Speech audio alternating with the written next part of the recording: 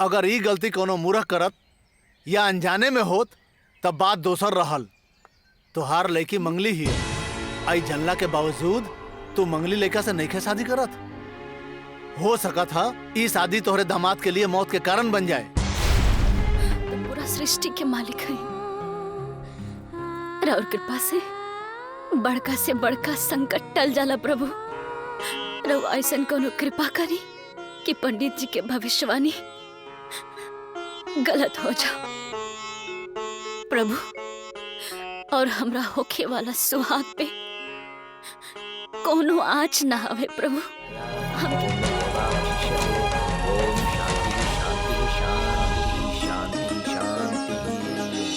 कन्या के मांग में सिंदूर भरिए, ये विवाह संपन्न हुआ। कातिल नजरिया से करता सराहत, कहिए से बनी अपना मनवा के मारत। कातिल नजरिया से करता सराहत, कहिए से बनी अपना मनवा के मारत।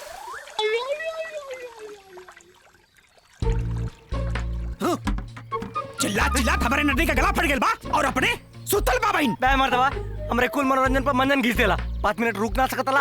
5 मिनट रुकता सब काम हो जाता हमार। कौन काम रे? तुम्हारी समझ में ना आई। हम चराई दिल्ली और हमरा के चराई ई गांव के पिल्ली। कनिया ना समझ में आई। जसपटी बस अब तो बतावे के पड़ी। ना बताई। दुल्हन हो गई बिहान, अब आप बेटा शुरू। अरे अम्मा ई तो रोजे के बा। ना बताई। तू का तोर बाप बताई। जाके हमारे बाप से पूछा। ठीक बा, पूछ के बता नहीं। तोर बाप तो हमें नहीं तो हम कहाँ कती हमार बाप ना हुआ। अरे खत्म भइल रोज रोज के दंगल तोहरे उनसे कि हम आई फरिया बे। ना मैं तो राव हिंक परी। देख सुबह सुबह हमारे कपारे पे घोड़दौड़ करके हमार जतरा बिगाड़त हुआ। रहन के बताता नहीं हम। वजन करा तो छोड़े बे। नानी पहले हमरा की बताई कि जवान लड़का से ही बुढ़ौती में सुटर टाइल निकला का तकार हुआ के। अरे हमेशा हमारे गलती तो निकलबू। अरे इतना ही प्यारा दुलारा अपने श्याम के कन्हैया के हई करतूत तक देखा। का बोल? काम हो गइल बा। अब हई नवाब साहब सुतल बाड़न। हैं और हई मोहना के एके देखा, एके मोहना के बेचारा तैयार हो के दुकानी पे जाता है। चो बेटा। अरे बकलो लाऊ, कम से कम मोहना से ना भाई अपने छोटकी बहन से तो सीख कुछ। बेटा समझ में ना आते इनके काम भाई। एक बात बताई, अरे कहीं जाए के रहत रहुआ चौकरती तो निको लगत। अरे 1 घंटा बेसी सुतत तो कौन दिक्कत रहल जी रहुआ के। अरे खत्म हो गइल बात कुच्चन। अरे काल से हमार तंबाकू खत्म हो गइल बा। रोज कहतानी की लियादा मगर तू लोग हवा की ना सुना ताड़ा। एकदम में अरे भाई चुप कर। जब देखा तब टीवी का रिमोट और तंबाकू तंबाकू तंबाकू ओकरे बिना कुछ ही बना करे। वो तो दे देई तंबाकू ना मांगता नहीं रोज रोज। जब देखा तंबाकू तंबाकू। अरे अरे अरे अरे अरे अब कहाँ जाती ट्यूबवेल अपना है। काहे घर में पानी खत्म हो गइल बा का? टेबल पे जात बा। माने की रुआ के एहू में समस्या बा कि कहां ना है। आई टेबल पर नहाई त का दिक्कत बा? जो बचवा जो तना नहा के आ तो कुछ भी खाली तोहरा लाड़ो पर बिगड़ ले पाके। अरे ट्यूबवेल पर नहाना जाता। एकर दूठे लफंगा दोस्त बा ना, छोट सा और पेटबुक वही के साथे लफंगा गिरी करी। तोके का पता? हमरा के नहीं पता बा। ठीक है भैया, हम ही गलत हई, हम ही तू ही सही। जाके तू मसाला पीसा भैया, हमार गलती है। ई घर में हम ही गलत हई, हम ही गलत बानी। सब सही है। कन्हैया तो महान हमें सही हमें। गूगल बाबा तुम कितने प्यारे, मेरी जवानी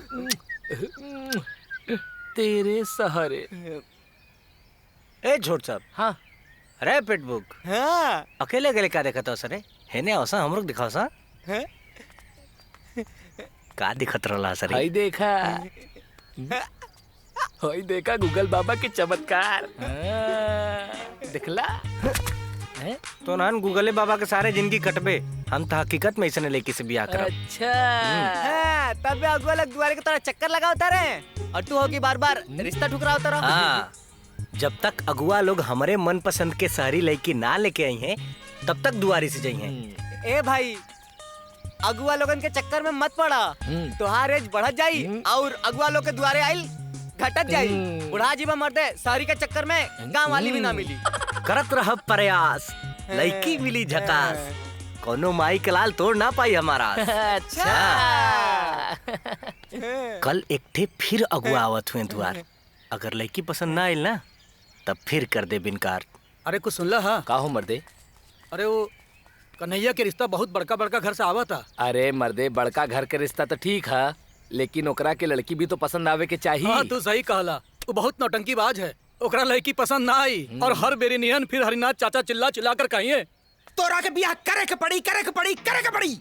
हम बियाह ना करम, ना करम, ना करब। अरे ऐसे कैसे ना करबे? तोरा करे के पड़ी, ना करब, करे के पड़ी, ना करब। देखा था कैसे ना बियाह करबे। अरे चुप रही रहुआ सब, कितनी चिल्लानी जी, एकदम चुप रही। ई केस का जजमेंट अब हम करब। ए बेटा बाबू, तू बियाह काहे नहीं करत, बस ये बता दे।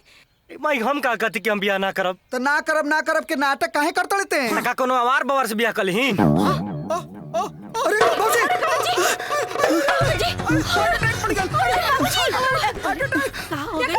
अरे कन्हैया जल्दी से डॉक्टर को बुलाओ।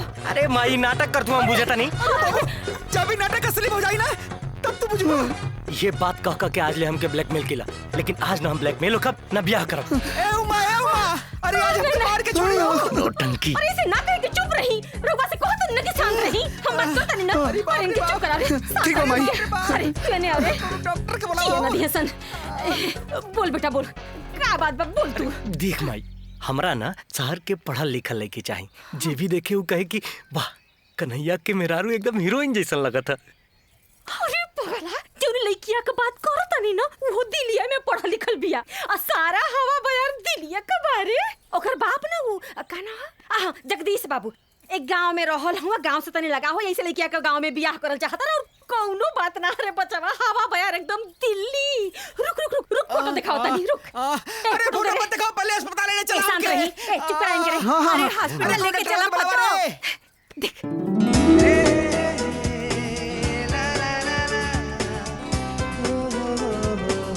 अरे बाप रे बाप, अरे हमारा मरले के बाद हाँ कर बेते। तो के ना नाटक भी सही से ना करे आवेला। अरे हाथ दाहिने ना बाएं होला। रहल बात लड़की का, तो लड़की हमके पसंद दिया। अरे वाह, अरे क्या, ए माई हुक्म तैयार कर, ए उमा, अरे तैयारी करा हो। अरे देखा भैया, ई बा शेरवानी और ई बा पैजामा और ई बा दुपट्टा। अब की बार सिलाई भैया एकदम अलग कैले बानी। तू एक ना फाड़ दे का इका के लिए तू 1 2 3 4 5 6 खाली बटामे बटामे खोले में रात बीती तो सुहाग रात कब मनाई बे? अरे बाप रे बाप, सुहाग रात खातिर बड़ा जल्दी मचल बा हो। हमहू के जल्दी मचल रहे। कहीं ऐसा न हो कि हमरा ही जैसन तोहरो हाल हो जाए। अरे तोहार का हाल भी रहे हो तनी हमरो के बताओ ना।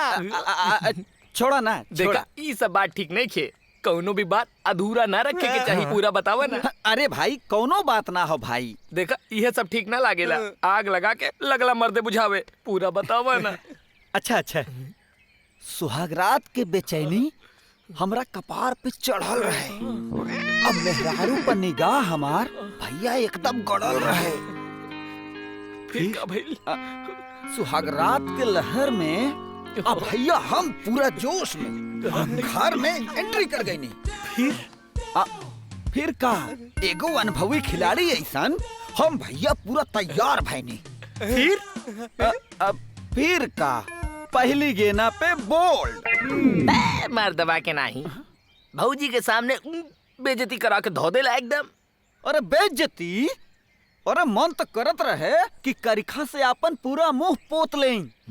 बाकी हाकिम मजबूत अली हमरा जीवन में भगवान बन के आइले। बस एक टेबलेट और मामला सेट। वाह, वो मझवारा मोड़ वाला हाकिम मजबूत अली ना? हाँ। टेंट के कमी में देखा कोनो कमी ना होके के चाहिए। जाना तारा ना, बेटी के शादी बा, अब बेटी के शादी मतलब गांव की इज्जत। एकदम कोई कमी ना होके के चाहिए, कोई प्रकार के।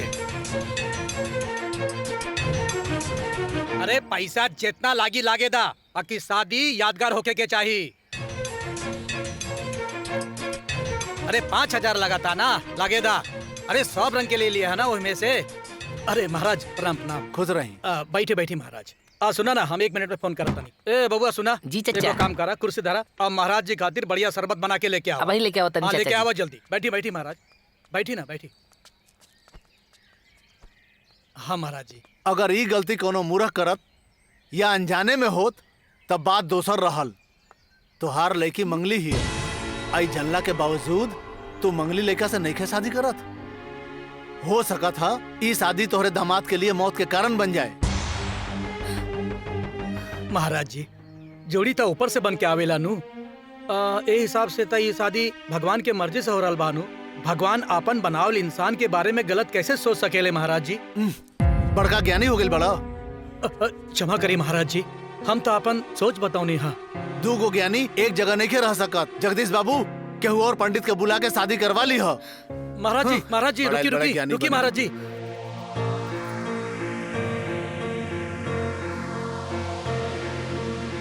हे प्रभु, रउआ तो पूरा सृष्टि के मालिक है। और कृपा से बड़का संकट टल जाला प्रभु।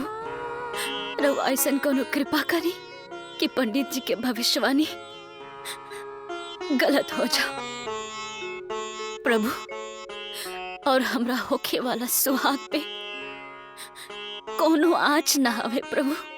हमके इतना शक्ति दी, इतना शक्ति कि हम 7 फेरों के 7 वचन निभा पाए प्रभु। अरे ये क्या हो गया? अरे जल्दी ले चला। अरे डॉक्टर के ले चला जल्दी से।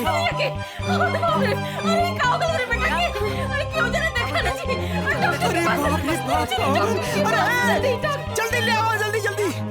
तोहार लड़की मंगली ही इतना जनला के बावजूद मंगली कैसे होकर ब्याह नहीं करत। हो सकेला ई शादी तोहरे दामाद के मौत के कारण बन जाए। ना भगवान, हे भगवान, हम क्या होगी? रक्षा करिए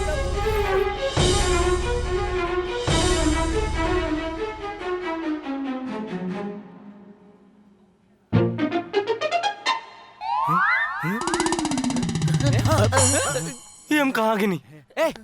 चकरा के गिर गया। हाँ।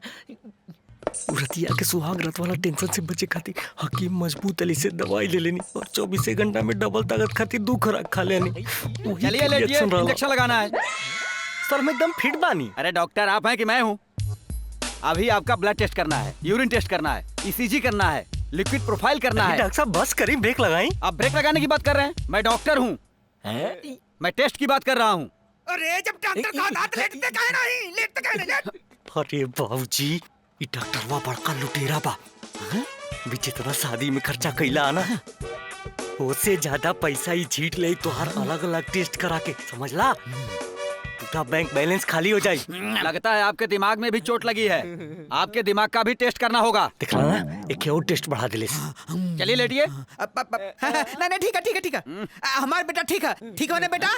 हाँ बाबूजी। हाँ, देखा देखा देखा देखा। वारे का नहीं क्या, आज तो बरसों के मनोकामना पूरा हो जाए। सुहाग रात के दुल्हनिया तैयार हुई सुहाग के सेज पर।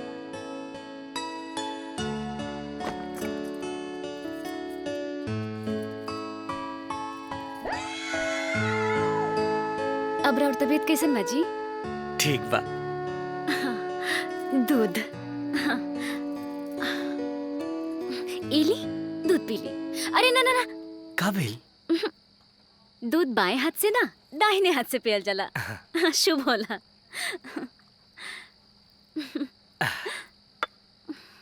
चलो अब सुहाग रात मनावल जा। ई का करतनी जी? मनौती बा ना। बढ़िया घर खातिर ना मिल त गइल। अरे अरे छोड़े, अरे मनौती बा। बढ़िया बर खातिर ना मिल त गइल। अरे छोड़े, ए जी पूछी तो, अरे मनौती का बा? अच्छा संतान खातिर ना, वही का तो तैयारी बा। हे भगवान, रवा पूछत काहे नहीं? मनौती बा ना। कौन चीज के मनौती है यार? रवा अंगना में गिर गल रानी ना चकरा के। हम चकरा वकरा के ना गिरे रानी, वो हकीमवा के दवाई क्या असर रहल? दवाई? कैसन दवाई जी? सर्दी खांसी जुकाम का दवाई। तू इधर छोड़ा, चला सुहाग रात मनावल जाए। अरे जी छोड़े ना। अरे महाराज, तो ये बतावा कि उठक बैठक कब ले हुई? 51 दिन तक। 51 दिन? बाकी काहे? आज जब रवा अंगना में गिर गल रहनी ना, तब हमार कलेजा धक से हो गई और फिर हम भागल भागल ना भगवान जी के पास गई नहीं। हे भगवान, गलती चाहे केहू के भी होके, बाकी हमार सुहाग अभी संकट में बा। रक्षा करी भगवान, रक्षा करी। हम 51 दिन तक ब्रह्मचर्य धर्म के पालन कर प्रभु, रक्षा करी भगवान। ए जी, अब हमनी के बीच में जौन भी बोलचाल होई ना, वो 51 दिन के बाद ही होई जी। अरे तू प्यार देता रू के सजाए होता था। एगो काम करा, ई मनौती लौटा दो। ना जी, मनौती लौटावल ना जाला, पूरा कल जाला। अरे तो डेट आगे बढ़ा दो। ना जी, रउआ हमार पति परमेश्वर है, रउआ संगे 7 फेरा लेले बानी, रउआ साथे जिए मरे के वादा कैले बानी जी। ई वादा से हमके वंचित ना करे जी। तू अमर तू काहे न खूब बुझत। एक तो इतना लेट से शादी भइल, ऊपर से 51 दिन का धक्का। अब हम कैसे जिया बे दादा।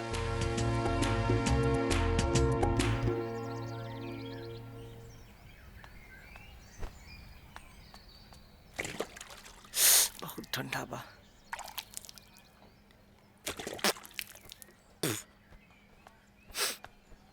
अरे रे रे रे रे, का बात बा देवर जी, भोरे भोरे कहाँ? बाहर जाता नहीं, पहले नहाई। पानी ठंडा बा। अरे तो हम पानी गरम कर देता नी, अशुद्ध देह लेके बाहर नहीं ना जाए के। ये अपन पुराण शास्त्र ना अपने पास रखा, समझ लू। अरे हे अम्मा जी, हाय देखी यहाँ के अशुद्ध देह लेके बाहर जाता रे। का रे, दिमागवा काम नहीं के करत, सुनत नहीं के क्या कहा था? अरे देवर जी, अशुद्ध देह लेके बाहर नानो जाए के।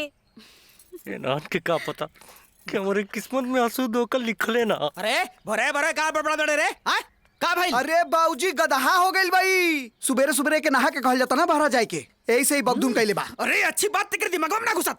जो नहा के ना नहाई, नायक पड़ी, ना नहाई, नायक पड़ी, ना नहाई, नायक पड़ी, ना नहाई, नायक पड़ी, ना नहाई। नहीं नहीं कनी आइल बा, का अपन जाति ना होता लोग। अरे धर्म कर्म सर संस्कार कुछ होला कि ना? आय ठीक से ना होने दे, ठीक ना पड़ी जो। अरे नहीं बे ना। अरे देवर जी जाके नहा लेना। चलो ना नहा ला, चलो चलो चलो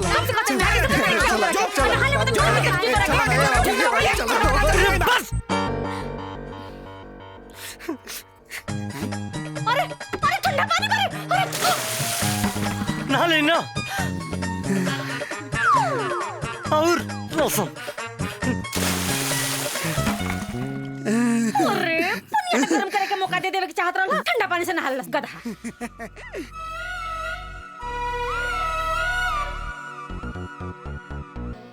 कन्हैया, हाँ? अरे कन्हैया, ये आओ नीचे। का बाबूजी? का बाबूजी का? छतवा पे दिनवा भर का करेला है? बोला ना बाबूजी। सुना ना, आज तो के दिल्ली जाग बा। का है? अरे एगो बहुत बड़ी समस्या आ गइल बा। दुनिया का कोनो भी समस्या हमरे समस्या से बड़ ना बाबूजी। 1 महीना तक हम दिल्ली तक एक घर से बाहर भी ना जाए। भैया के भेज दो। धंधा बन के हम दिल्ली जाई, पगला गेलो का? हे जी, वैसे समस्या का बा? अरे जाना ताड़ू, पिछले 3 महीना से हमारा ऑटो रिक्शा खड़ा बा, ठीक है? और सुदम हुआ टेम्पू चला चला के बैंक किस्त पूरा जमा ना कइले, ठीक? अब बैंक से नोटिस आइल बा, अगर किस्त जमा ना हुई तो गाड़ी उठा ले जाई। बैंक गाड़ी उठा ले जाए, चाहे थाना में जब्त हो जाए, हम ना जाए तो ना जाए। तोरा जाग पड़ी, ना जाए, तोरा के जाग ना पड़ी। जाए। कन्हैया, अरे हमार तंबाकू के का भइल? अरे चुप कर रे माई, सोना दहाता और कोयला पे छापा। सुना, काल तो के दिल्ली जाग बा। हम ना जी बाबूजी। ए बेटा, लाखों का नुकसान हो जाए बेटा, और कोरे के का बा? और जाके पैसा जमा करके चलिए तो आवे की बा। चल जा बेटा, लाखों का नुकसान होता बेटा। अरे ये लोग तो हमारा दर्द नहीं के समझत, हमारे करोड़ों के नुकसान होता, ओके ये लोग के का पता। अरे कब कोई हमार मजबूरी समझ ले, बाकी समझी? लगा था हाथ अटैक होता का? अरे माई, अरे अरे बाबू परिस्थिति के समझा ना हो। माने कि बाबूजी क्यों होइए के जइबे? अरे मई बहुत बड़ा नौटंकी बाज हुआ। माने ना जइबे ना। अरे कुछ लुटाए बिलाए इनके का फर्क पड़े वाला बा? अरे मान जो रे बाबू। अरे बाप रे, अरे मर जा तुम जब। देख ले, इनका ड्रामा फिर से शुरू हो गया। ए जी, सुनिए ना।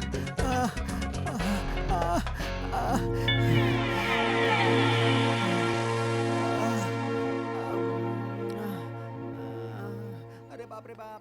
का ए जाई, जब सब केहू इतना निहोरा करते बा तो जाई ना। अरे ये लोग तो हमार दर्द नहीं के समझत, कम से कम तू तो समझा। इतना दिन से सुहाग रात के इंतजार करता नहीं, 20 दिन बचल बा, कैसे चल जाई? अच्छा ठीक बा, पहले शांति से बैठी बैठी बैठी बैठी बैठी। सुनी जी, 20 दिन बाकी बा ना। अरे जाए पहले काम करी, 20 दिन पूरा भइले से पहले चल आई। और वैसे भी रहुआ यहाँ रहब ना तो खाली छछन बे करब। बात तो तू ठीक है कहता रो। हाँ जी, हम बात हमेशा ठीक है कहनी। पक्का जाई ना? पक्का जाई जाई।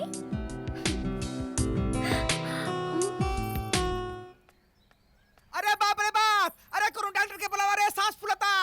अरे बाप रे बाप, अरे बाबूजी। बाप हो बाप। कन्हैया, बाबूजी आगे ने। बंद करा ड्रामा, हम दिल्ली जाए बदे तैयार हैं। देख लो देख लो देख लो, आय तैयार है दिल्ली जाए खातिर। हमने कितनी देर से समझावत रहनी है, कुछ समझ में ना आवत रहला भैया के। आय और मेहरारू काने में कान का बोल देला धीरे से कुछ से, तो कुल समझ में आ गई। आय मेहर बस कहीं के। अजीब स्थिति है, जाता वो दिक्कत, ना जाता वो दिक्कत। अब ना जा। हम तो मजाक करत रहनी है। अरे मेरा बेटा, अले मिला लुल्लू, अला अला, बहुत अच्छा लड़का है। माने कि रउआ काम निकलवा में एकदम माहिर बानी, है ना? ड्रामेबाज।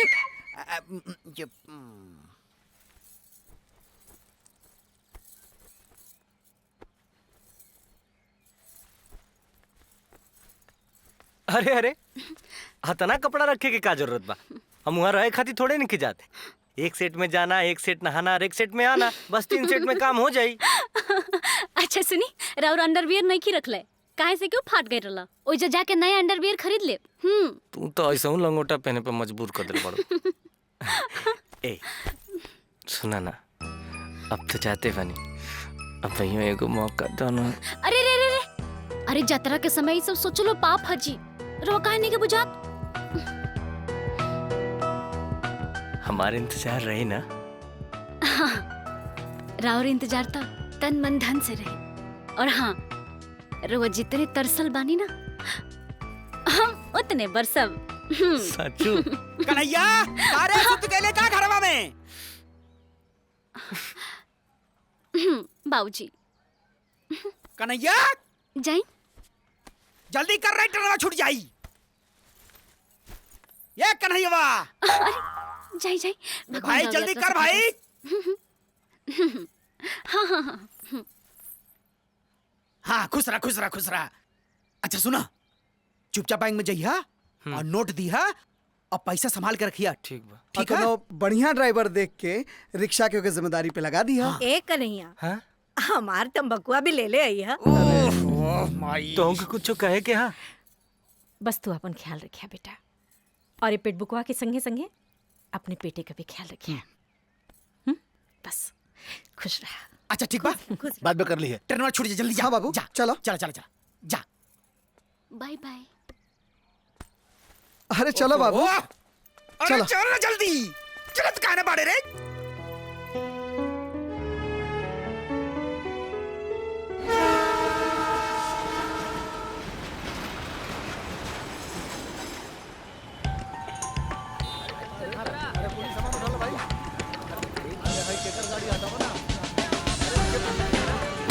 ए लौकत ना का यार। ए चल रे, अपन काम कर, चल चल चल निकल।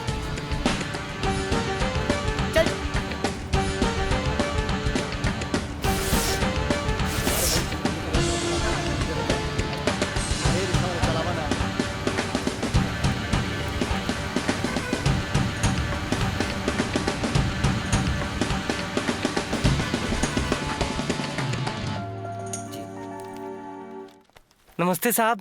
नमस्ते। सर वो हमारा ऑटो के लोन का किस्त 3 महीना से नहीं जमा था, तो ऑटो उठाने का नोटिस आया था, तो वह लोनमा भरने आए हैं। बैठिए। अपना अकाउंट नंबर बताइए। अब 0542 000 456। आपको 15,000 रुपए भरना है। जी लाए हैं ना सर? जी जी।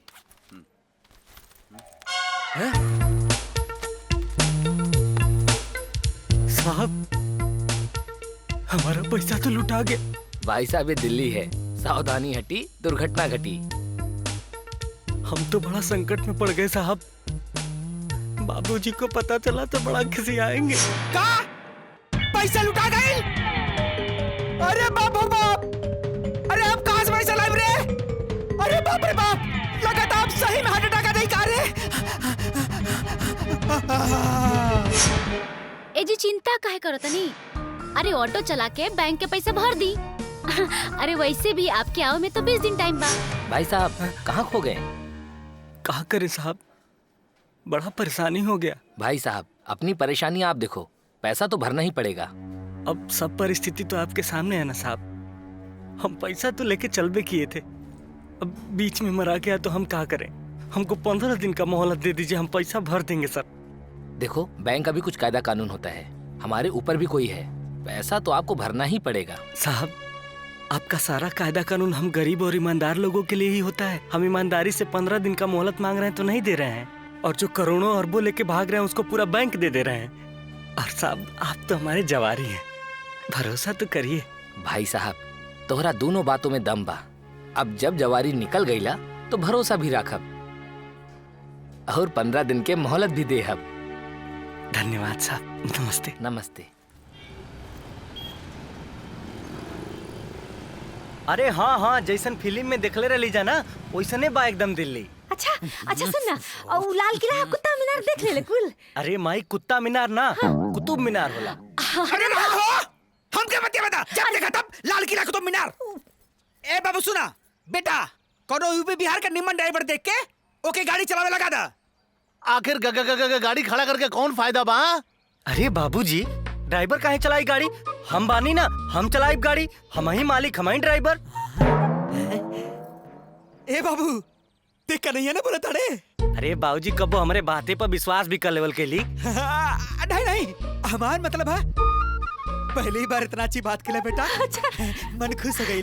अच्छा ठीक बात नहीं, फोनवा घरे भेजवा दो बाबूजी। ऐसा थोड़ी ना घरे भेजवा दी फोनवा, हम तो घर ही बनी ना।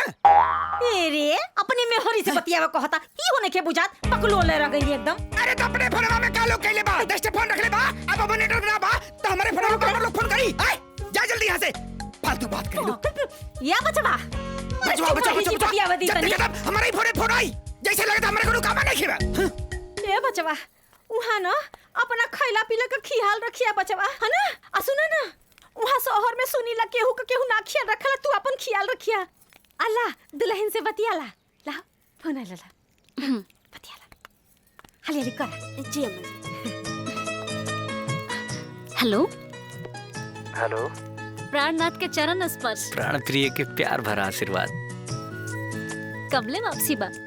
2-3 हफ्ता लागिए जाई। मतलब हाँ बतियावा हम आवतन। मतलब जैसे हमार मनौती पूरा हुई वैसे ही राउर धमाका हुई का? उसे ही समझ ला। अच्छा सुना ना, एगो चुम्मा दा ना। अरे अरे वहाँ बैठ के हमार मनौती के रो नाश करे के चक्कर में बानी। बक फोनवा पर गलिया छुआ तका। अरे दो ना। ना अरे दे देना, मन तनी ताजा हो जाई। अच्छा ठीक बा, तनी देख लिए जा कि वो बात ना ना। अरे घूंघटा में लुका के दे देना। का? हाँ घूंघटा में। ठीक बा, लाइने पर रही। खट्टा लगा था, मीठा वाला था ना। खट्टा लगा था? अच्छा ठीक बा, इली मीठा वाला। अरे बाप रे, रोवा चुम्मा के चक्कर में ना हमार रोटी जल गई।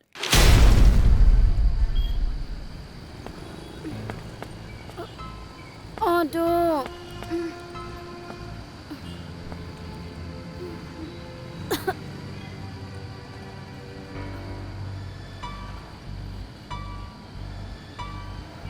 ऑटो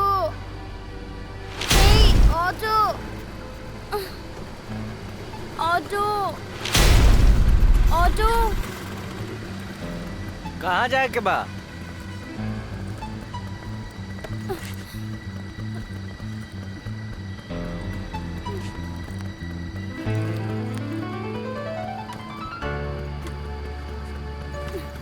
अरे मैडम जी कहाँ जाना है? घर जाना है, घर चलो। घर का पता तो बताइए। पता, घर का पता। 1 मिनट।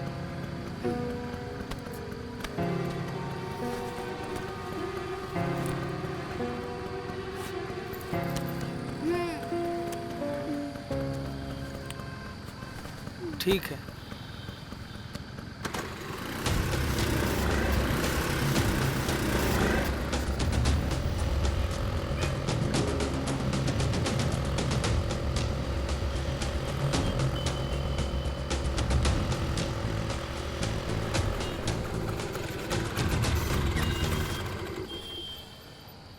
मैडम जी राउर घर आ गई। उठी मैडम जी, रहुआ जौन पता दिले रही हमनी के ओजा आगे नहीं जा। हेलो मैडम जी, ये घर है ना राउर? मीरा बेटा संभालो अपने आप को। तुम्हारा कॉल नहीं लग रहा है बेटा। मैंने ड्राइवर भेजा था गाड़ी लेके, अभी वो वहीं खड़ा होगा। ये इस स्थिति में नहीं है कि आपके सवालों के जवाब दे सकें। एक बात बताएं साहब, आज के माहौल में ना इस स्थिति में जवान लड़की को अकेले छोड़ना ठीक नहीं है। कितना पैसा हुआ तुम्हारा? साहब हम सवारी का पैसा लेते हैं, मदद का नहीं। संभालो अपने आप को मीरा, संभाल बेटा। साहब ये मैडम जी का बैग है। थैंक यू बेटा। मीरा बेटा संभाल अपने आप को, संभाल बेटा, संभाल मीरा।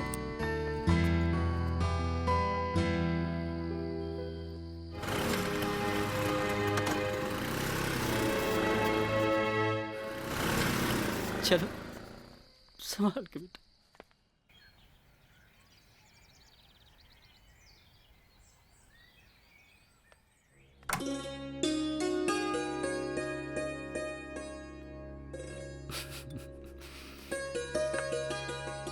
वाओ,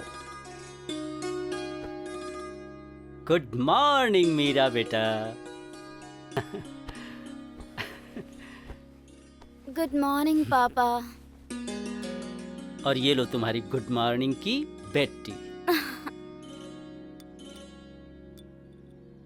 सॉरी पापा। For what? एक्चुअली कल मेरी फ्रेंड हिना का बर्थडे था और वहाँ पे कुछ फ्रेंड्स मिलके मेरे जूस में। नो प्रॉब्लम बेटा, नो प्रॉब्लम। बस तुम अपना ख्याल रखा करो। Yes papa. मीरा बेटा, आपसे मुझे एक बात करनी है। ओफो पापा, रोज रोज एक ही बात। मैं रोज रोज क्या, मैं तो हर पल यही बात करना चाहता हूँ। खुशियों की चाहत बड़े बड़े गमों में राहत देती है बेटा, लेकिन मीरा जिंदगी यही खत्म नहीं होती है बेटा। अपनी खुशियों को, अपनी उम्मीदों को उड़ान दो बेटा। अपने खुश होने की कोई वजह ढूंढो बेटा। मैं बहुत खुश हूँ पापा। मीरा बेटा, झूठ बोलने के लिए भी चेहरे पर सच्चाई का मुखौटा लगाना पड़ता है। मैं तुम्हारा बाप हूं मीरा। मैंने तुम्हें बचपन से पाला पोसा है। पूरी दुनिया में मुझसे ज्यादा तुम्हें कोई नहीं समझ सकता बेटा। मुझे तुम्हारे दर्द का एहसास है बेटा, और यही एक बाप के लिए सबसे तकलीफ की बात है बेटा। पापा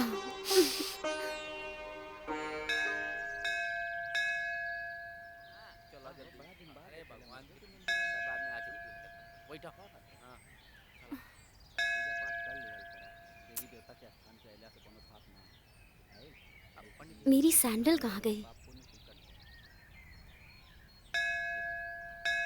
यही तो रख कर गई थी।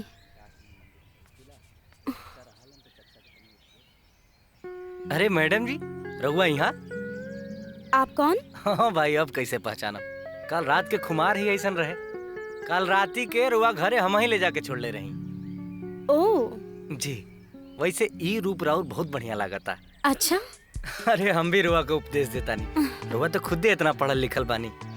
हमार कोनो बात बुरा लगल हुई तो क्षमा चाहता नहीं। वैसे रउआ यहाँ ढूंढत का बानी? अरे देखिए ना, सैंडल नहीं मिल रही है। कोनो अच्छा चप्पल देख के कीन ले गई यहाँ कुल। ली रउआ हमार चप्पल पहन ली। अरे रहने दीजिए ना। अरे पहन ली पहन ली, भले सस्ता बा लेकिन सुरक्षा और सुकून उतने दी। सकुचाई मत, पहन ली दी हमरा के। Thank you.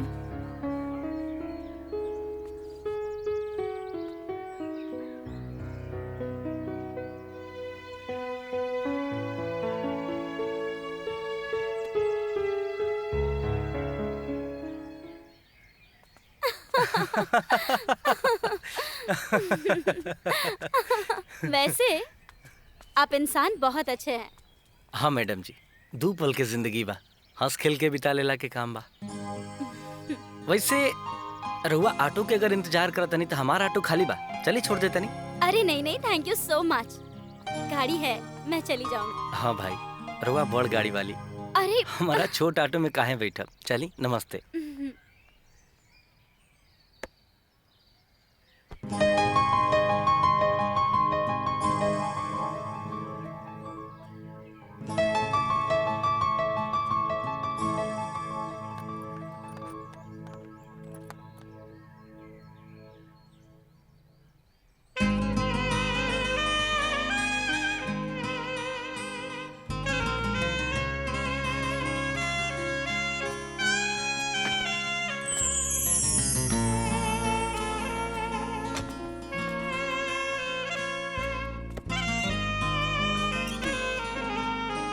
अरे मैडम जी आप? हाँ, अब तो मैं आपके ऑटो में ही जाऊंगी। इतना बड़हन गाड़ी छोड़ के इतना छोटा ऑटो में काहे आगे नहीं? हाँ, गाड़ी छोटी जरूर है, लेकिन सुकून और सुरक्षा इसमें भी उतनी ही है।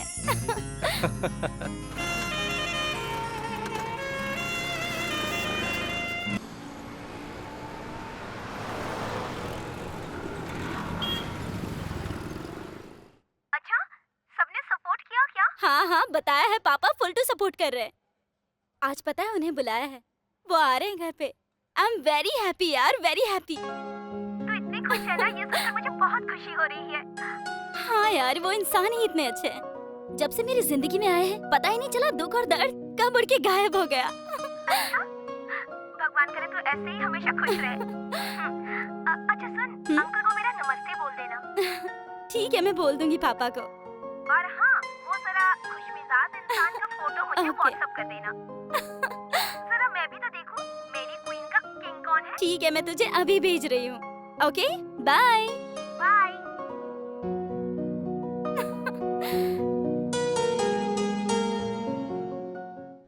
जी प्रणाम। खुश रहो बेटा, खूब खुश रहो। आओ बैठो। आओ।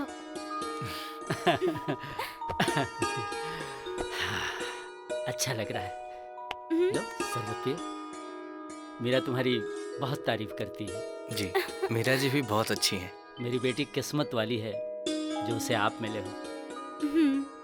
मैं बहुत खुश हूँ कि मीरा आपको बहुत प्यार करती है, और इस बात से तो और ज्यादा खुश हूँ बेटा कि आप भी उसे बहुत प्यार करते हो। ना ना ना, हाँ, हम प्यार व्यार ना करीला, हमने के बीच खाली दोस्ती भर बा। यही दोस्ती तो प्यार है ना बेटा, तुम समझ नहीं रहे हो। हम इतना भी ना समझ नहीं कि हमरा समझ में नहीं आवत। बाकी हमरा दिल में ऐसा कोनो बात नहीं है। इनकार मत करो बेटा, वो तुम्हें पाकर के बहुत खुश है और तुम भी उसके साथ बहुत खुश रहोगे। सर वह हमारी बात समझत काहे नहीं की? समझ रहा हूँ बेटा, इसीलिए तो आग्रह कर रहा हूँ, अपना फैसला बदल दो बेटा। प्लीज मेरी बेटी को स्वीकार कर लो बेटा, प्लीज। सर अगर हमरा पहले पता रहित कि रुआ इस सब बात करे खातिर हमरा के बुलावता नहीं तो शायद हम अइती भी ना। हमरा के माफ करी प्लीज बेटा। हाँ कन्हैया, कन्हैया। मीरा, पापा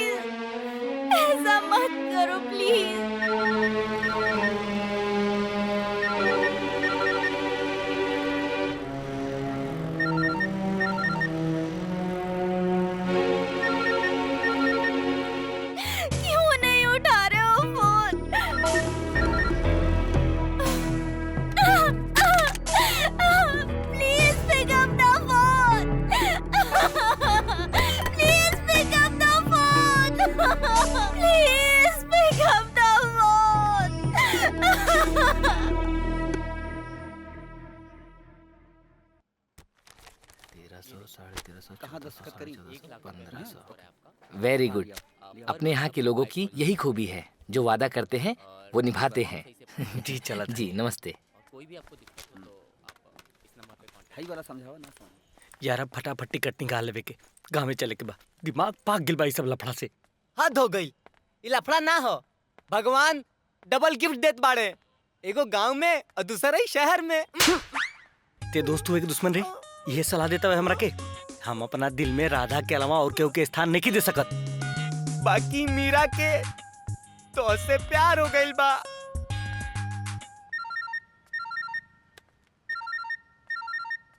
राधा हम बस 2-3 दिन में गावे आवतनी।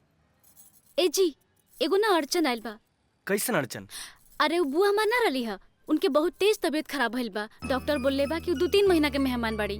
हम ऐसे सोचनी है जाई तनी बुआ के सेवा कराई। तू पागल हो गइल बाड़ू? हम घरे आरल बानी, तारा कहीं नहीं जाए के। अरे जी, बुआ हमके बचपन में बहुत प्यार करले बड़ी। हम चाहतानी कि 2-4 दिन सेवा कराई उनकर। हम कह देनी ना, तारा कहीं नहीं जाए के। हम कह देनी ना, हम जाई।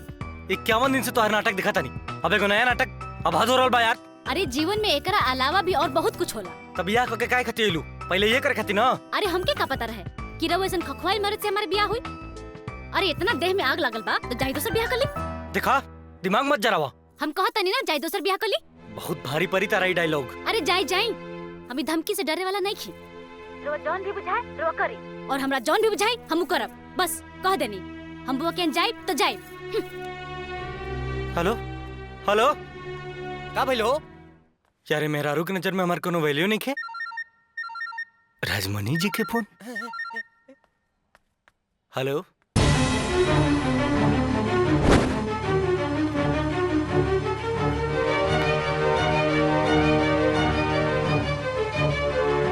साहब का भइल मीरा के? मीरा ने अपने हाथ की नस काट लिया बेटा। का? बाकी का है? ये सब उसकी जिद का नतीजा है। दरअसल वो बचपन से ही बहुत जिद्दी है। एक बार सोच लेती है तो फिर सोच लेती है। जो उसे चाहिए तो चाहिए। मुझे याद है एक बार उसने बचपन में साइकिल मांगा था और मैंने उसे मोटरसाइकिल लाके दे दिया था। पता है तुम्हें, उसने उसमें आग लगा दिया था। जो एक बार ठान लेती है बेटा तो फिर वो अपनी जान की भी परवाह नहीं करती है। और आज जब तुमने शादी करने से इनकार कर दिया तो पता है उसने अपने हाथ की नस काट लिया। छोड़ दो, छोड़ दो, मैं नहीं जीना चाहती। छोड़ दो मुझे, प्लीज, छोड़ दो मुझे।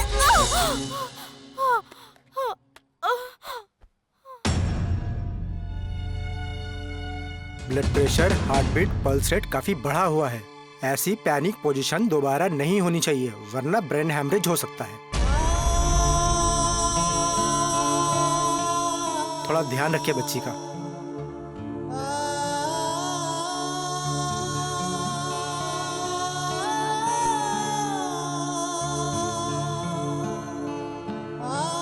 साहब, मैडम ठीक हो जाएंगी। हमारा दिल कहता है उनको कुछ नहीं होगा। पता नहीं भगवान मेरी कितनी परीक्षा लेना चाहता है बेटा। छोड़ दो मुझे, छोड़ दो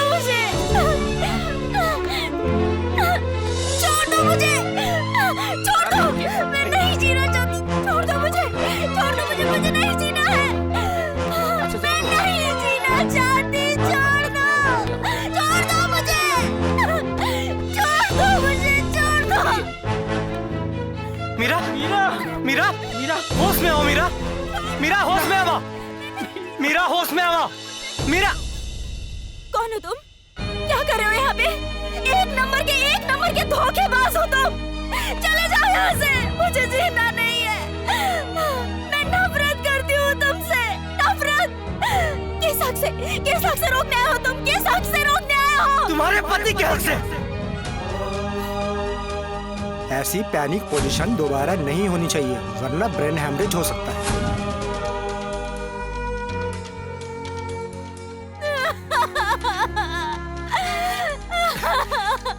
तुम्हारे पति के हक से।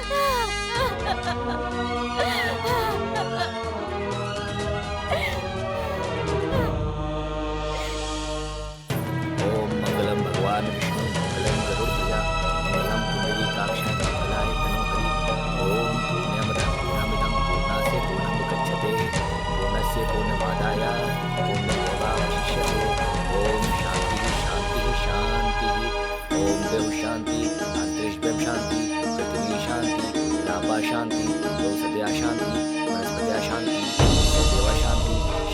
शांति सामा शांति रेवि ओम शांति शांति शांति। कन्या के मांग में सिंदूर भरिए। ये विवाह संपन्न हुआ।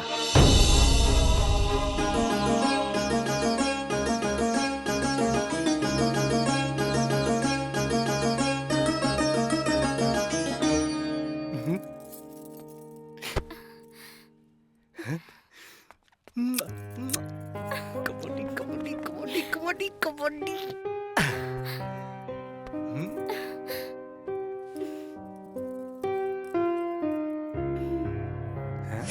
दूध बाएं हाथ से ना दाहिने हाथ से पिया जाला।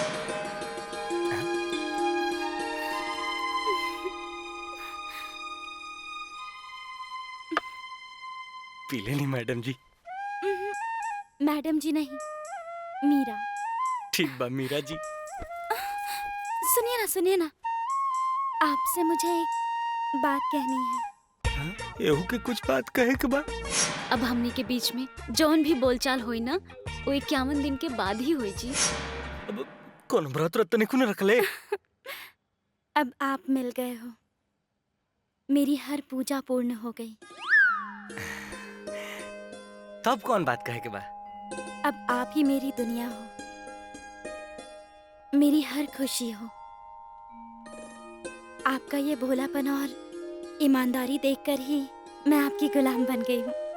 बस अब मेरी एक ही इच्छा है, आप हमेशा मेरे साथ रहो। भले ही हम नून रोटी खा लेंगे, लेकिन अपना एक घर बसाएंगे, ठीक है? ठीक बा, पर पहले सुहाग रात तो मनावल जा। घूंघट तो उठावे दा। घूंघट अब मेरे ससुराल मतलब आपके गांव के घर में फूलों से सजे हुए एक कमरे में ही उठेगा। अरे प्रभु, फिर हमारे सुहाग रात पर ग्रहण लगा देला।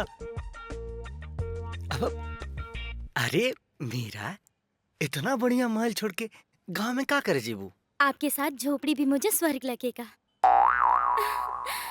अरे वहाँ न एसी चलेला न पंखा। तो ठीक है ना, आपका गमछा तो है, उससे मुझे हवा दे दीजिएगा। अरे वहाँ जींस भी पहने के ना मिली, हमेशा साड़ी पहन के घूमे के परी। हाँ, मैं हमेशा साड़ी पहनूंगी और घूंघट भी लूंगी, लेकिन अभी आपका कोई बहाना नहीं चलेगा, ठीक है? का भगवान, पूरा दुनिया के छोड़ के हमारा ही पीछे पड़ल बानी का। पहला विवाह में 51 दिन के वनवास और दूसरा विवाह में सीधे गांव के वास।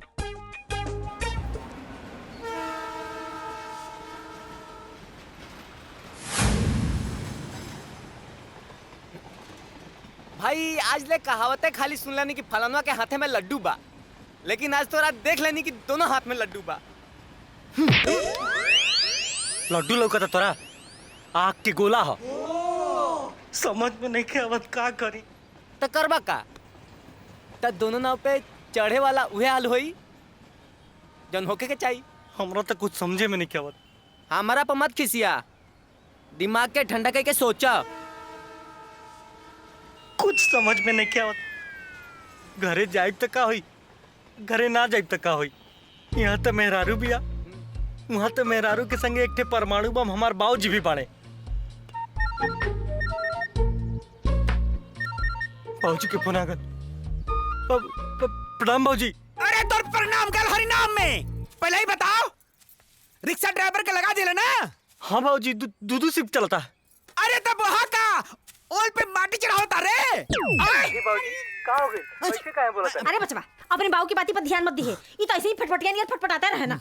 सुन ना, हाँ माई, दिल्ली में नया डिजाइन का साड़ी मिला ना? सुनो तारे, साड़ी का पतोहिया खातिर लेके आए ना रे बेटा।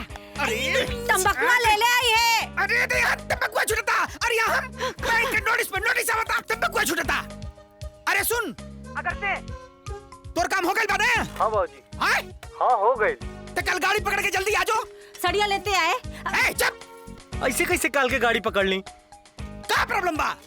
अब प्रॉब्लम नहीं के मतलब ट्रेन की टिकट लेवे के पड़ी, बैग वैग सरिया के पड़ी ना। अरे तब कल गाड़ी ना पकड़बे तो का करेगा बा? जैसे लगा था पूरा परिवार लेके आवे के बा। अरे तोहरा का पता कौन झमेला बा? झमेला? अरे कुछ गड़बड़ी तो ना के लिए बाड़े। गड़बड़ी? ना ना बाबूजी, कोनो गड़बड़ी ना।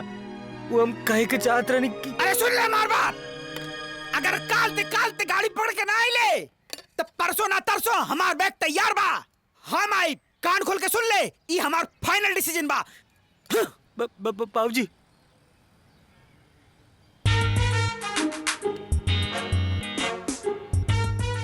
बाबूजी कहा था ना कि कल अगर हमनी की गाड़ी ना धनी जाता हो दिल्ली की गाड़ी धली है। हाँ तो चल चले जाओ गाँव में, आगे आगे कन्हैया भैया, पीछे पीछे मीरा भौजी, ओकरा बाद माथे पर बक्सा लेके हम मीरा के लेके गाँवे बाबूजी गोधन कुट दिए हमार।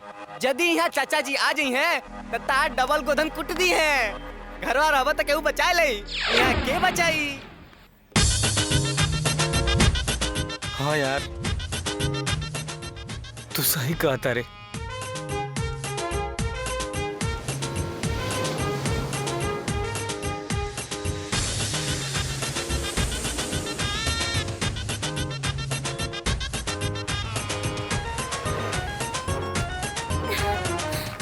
वाह, आपका गांव तो बहुत सुंदर है।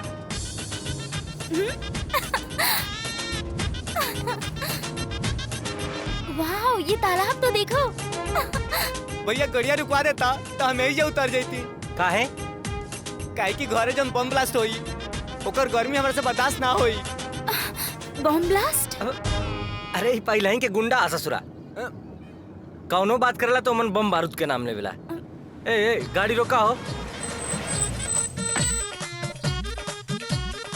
भगवान तोरा के बाबूजी से बचा ले। हाँ। अच्छा जो कन्हैया भैया नहीं भौजी लेके आयल बड़े, हम जाते नहीं बतावे।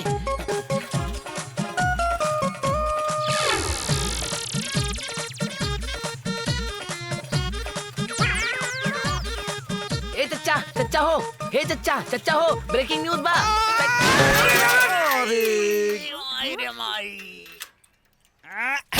अनराइल बड़े कारे गोड़ तोड़ देला माई रे माई। अरे भौजी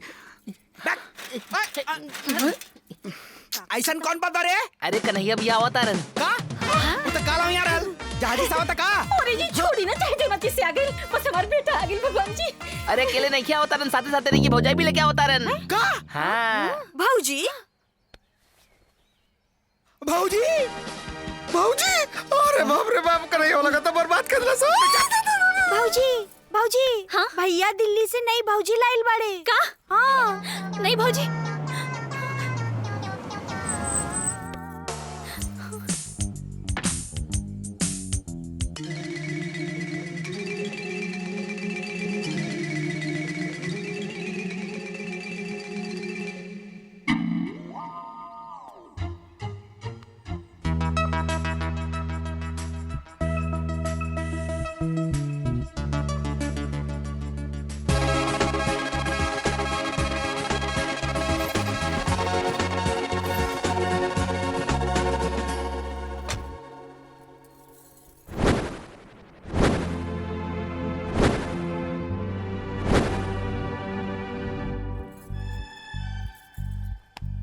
क्या हुआ? चलो।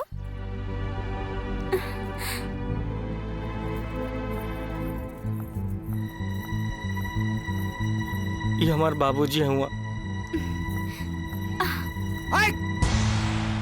बाबूजी आशीर्वाद तो दीजिए। अच्छा, जान न पहचान, बाबूजी आशीर्वाद तो दीजिए। कैसा आशीर्वाद हो? ए कन्हैया, अरे बाबू गूंगा काहे मोरल बड़े रे, बताओ नहीं के हो? अरे यहाँ के का बोला? अरे यहाँ के मोती जादूगरनी मार लेले हुई। ये कौन है? ई के हो? अरे ये कर वाइफ या मेहरारू या बीवी या और क्या? तुम शादीशुदा हो? ये बात छुपाई क्यों? अरे भले वहाँ के छिपावले बानी, लेकिन हम बताए चिल्ला चिल्ला के। तुम कौन हो ये मैं नहीं जानती, मैं बस इतना जानती हूँ कि इन्होंने मुझसे शादी की। तो हमरो साथ फेरा ले बानी अग्नि के साक्षी मान के। ये भी हमसे 7 वचन लिए हैं। अच्छा, तो का हमारे साथे मंडप में दुगोला कैले बनी? अपने हाथ पे रहो। तू अपना हाथ में रह। ज्यादा मत बोलो। ज्यादा बोलो तो जीभ खींच ले।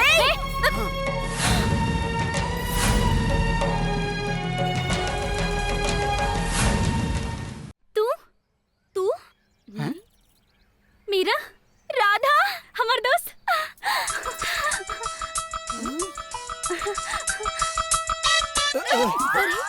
दोस्त? हाँ जी, हमने के ना बचपन के दोस्त है जा।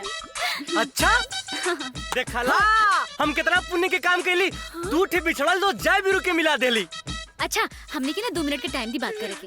अरे 2 मिनट का 4 मिनट ला। अरे घर हमार, एक घर का मालकिन हम, जान न पहचान हम तोहार मेहमान। अभी ना हमरा से पूछ ले, अभी ना हमरा इजाजत के कैसे घर में घुस गइल रे? हाँ तो मालकिन तू हो, तू समझा। अच्छा जैसे तेरे यहाँ का नौकर बनी बिना हमर बताओ तानी। अरे भाई मुसीबत लेके आइल बड़ा हमरा खातिर।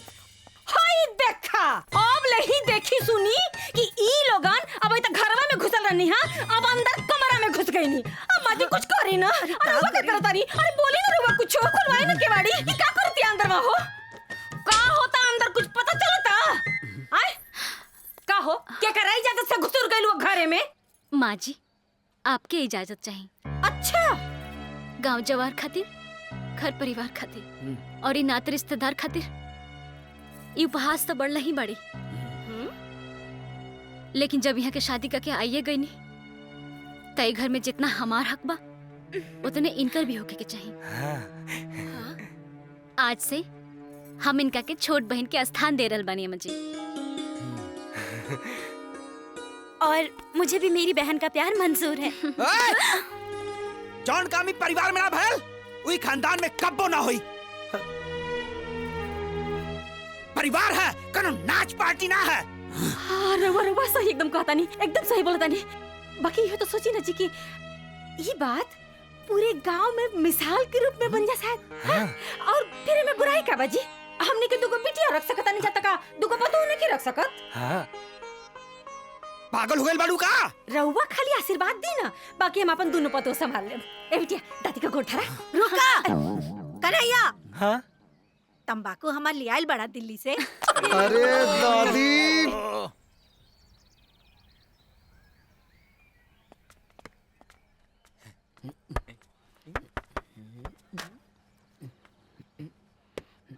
ए भाई एक बढ़ियार पलंग दिखावा सुहाग रात स्पेशल। हमारे दुकानी में पलंग के फुल गारंटी बा और ओकरे मजबूती में कौनो कमी ना आई। ए सोनू हाँ भैया तनी दिखाओ तो इनके डबल बेड सुहाग रात स्पेशल। डबल बेड ना, ठीक है भैया जी। ट्रिपल बेड चाहिए। Triple bed? हाँ। ए भाई तू बेड दिखावा ना, तोरा के सब से का टेंशन होता? ए मर्दबा ई बतावा सुहाग रात मनीबा कि कुश्ती लड़वाओ? नहीं सुहाग रात मनावल जाई। मतलब मतलब का एक भाई और 2 भौजाई। ओह ट्रिपल बेड तभी तैयार नहीं खे। ए भाई इतिहास बने से पहले ही बुनियाद हिली बका, कोनो उपाय लगावा। उपाय तो लाग जाई, बाकी 5-6 घंटा लागी। तू 7 घंटा लेला लेकिन बना के दा। ठीक बा इंतजार करा, हम बनवावा तानी। हमने वहाँ बैठा लेना। ठीक बा चला चला बनावा था।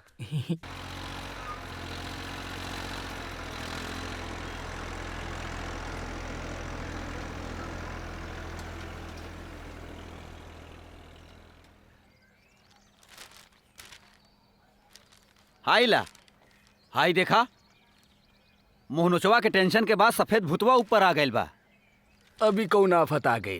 अरे जैसे वो मुँह नचवा ऊपर आइल रहल, हाँ वैसे ही एक नया सफेद भूत आइल बा जवन ये हर भर अगल बगल गांव में तबाही मचौले बा। हाय देखा लिखल बा अबले 22 लोगन के घायल कर चुकल बा। और का लिखल बा? कुछ लोगों ने उसे अपनी आंखों से देखा है। उनके कथना अनुसार वो इतना सफेद दिखता है, इतना सफेद दिखता है कि जैसे किसी ने पूरे बदन पे अपने सफेद पाउडर लगा रखा हो। पगला गइल बड़ा। सफेद भूतवा तो कुछ होला बिना मतलब के। कुछ भी। ओए अरे अरे अरे अरे कहां रे? रुक रुक रुक रुक रुक रुक ए रुक रुक रुक ए अबे पेट बुकवा उधर उधर। ई का हो गई? यहाँ का हो गई बोला? का ई सब का ट्रिपल बेड है। अरे उतना मोग लौकता। बाकी आदमी खातिर सुते बाकी भैंसी खातिर। ए मतलब तू अजीब सवाल करेला एकदम। अब ते उल्टा सीधा काम करबे त हम पूछबे न करब। तू यहाँ पंचायती लगा के बैठल हुआ, हम कुछ पूछलिया? हम चुप है ना तो तू चुप रहा। मरवा नहीं तेरी टोक दे बेला। ए उतार रे, चल चल उतार उतार उतार। कमाल है सफेद भूतवा से खतरनाक ये हमार बेटुआ बा। कौन बात? आराम से आराम से आराम से आराम से उतरिए लोग।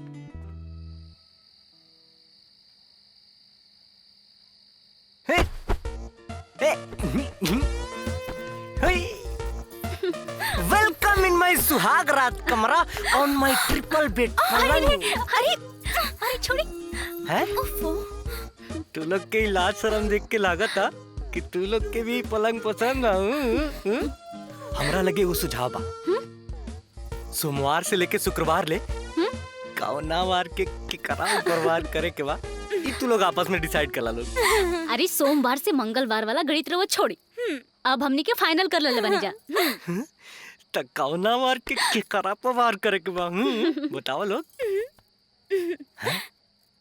ये प्यार व्यार का चक्कर ना छोड़ ही दीजिए, क्योंकि इस बेडरूम में हमारी सरकार है। मतलब ई बेड पे हमनी के अधिकार बा। हम आप सीधे इस कमरे से बाहर जाएंगे और जहाँ आपकी मर्जी बेड लगा के सो जाएंगे। मजाक करता है लोग। हम भाई तू लोग के सैया लग जा हमारी पैया और कहीं जब छैया छैया छैया छैया। सुन ली हमार सैया ना इब्जा भैया, अब ना होई छैया छैया। जाके सूती कोनो ठैया।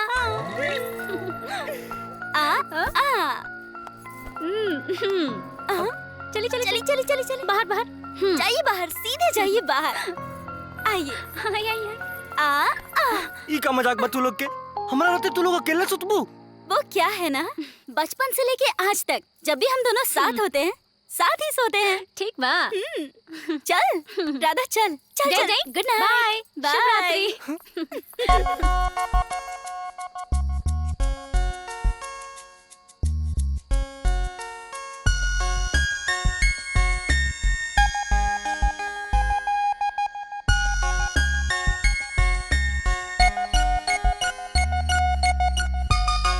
का भगवान अब अयो हमरा ऊपर तरस नहीं आवत। तो ना अरमान से ट्रिपल बेड बनवानी सजवानी और सुत्ते के मिला तक खटिया पर, वो कमरा से बाहर अंगना में। हाँ?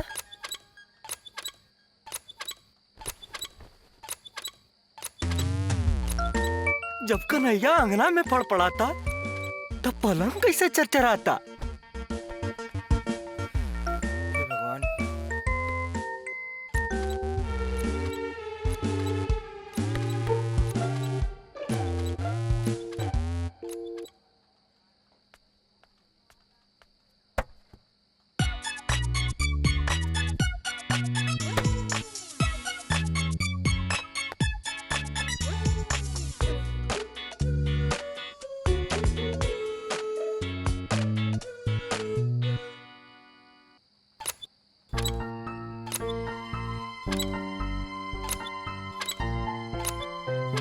तेरी की हम का सोच लेनी, जब हम बाहरी करतनी पोई पोई तब पलंग कैसे करी चोई चोई।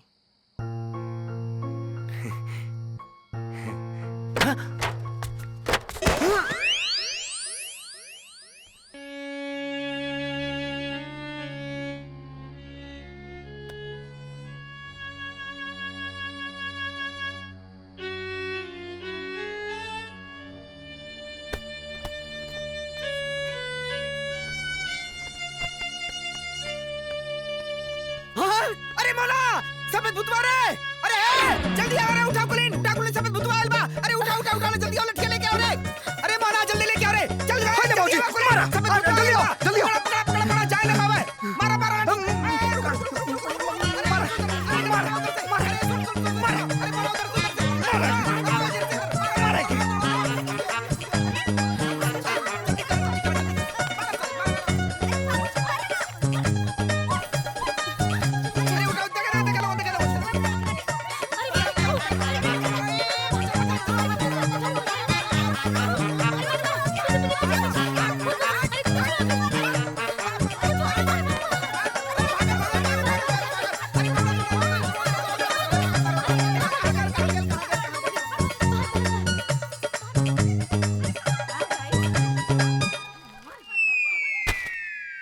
हे भगवान।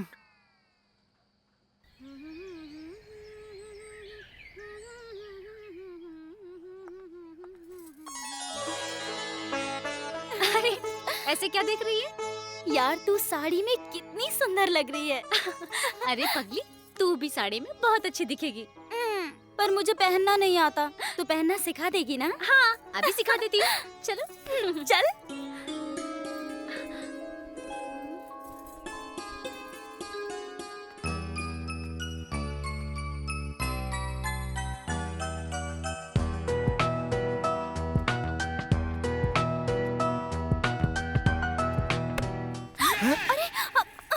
का ई सब? अरे ई कौन तरीका घर में घुसे के? अरे खो खकार क्या हो चाहिए ना, एकदम डरवा देनी। मन डरा गेल हमनी के। छोड़ ना यार, गलती तो हमारी थी ना। दरवाजा तो हम लोगों को बंद करना चाहिए था। का दरवाजा बंद करके रखे के चाहत रहे?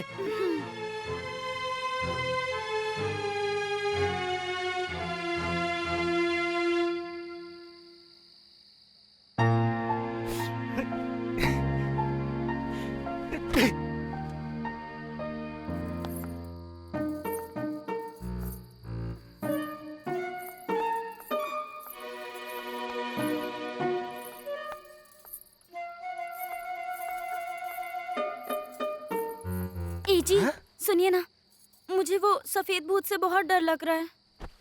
डर लगा था? हाँ, मेरे साथ कमरे में चलिए ना। कमरा में? अरे हमारा रहते हमारा धर्मपत्नी के डर लगा था। धिक्कार बा हमारा पति भैला पर। हम तो तारा बॉडी के गार्ड बने खातिर कितना दिन से तैयार बने। चला।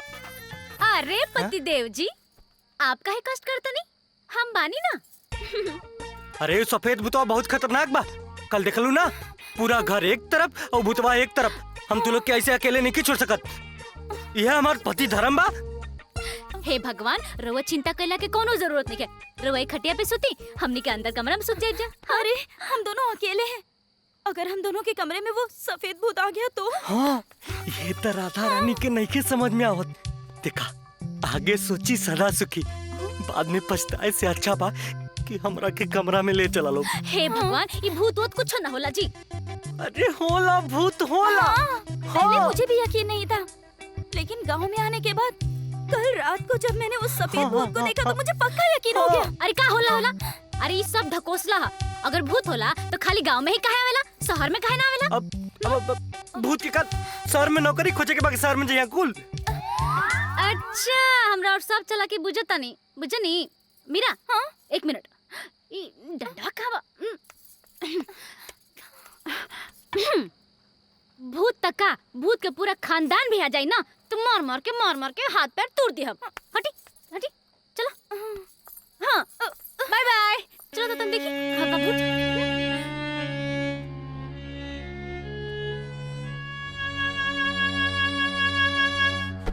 डेढ़ चालाको मेरा आलू भरी ठीक ना होला। एगो लाइन पे होतिया, दूसर की बेलाइन हो जातिया। इंसान भइला में कोनो फायदा नहीं के। हम ही कहियो भूत पार्टी ज्वाइन कर ले। भूत? सफेद भूत इको तो डराते भी। अगर दूसर क्यों डरा गई तो हमार कमरा में घुसे के लाइन क्लियर।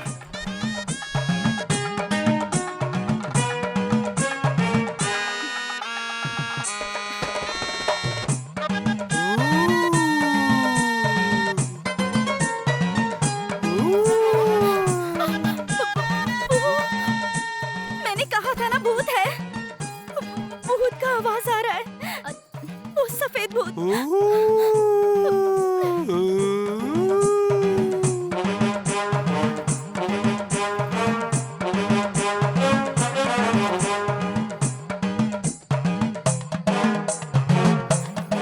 तू रुको, हम बानी ना। रुको ना बाबा।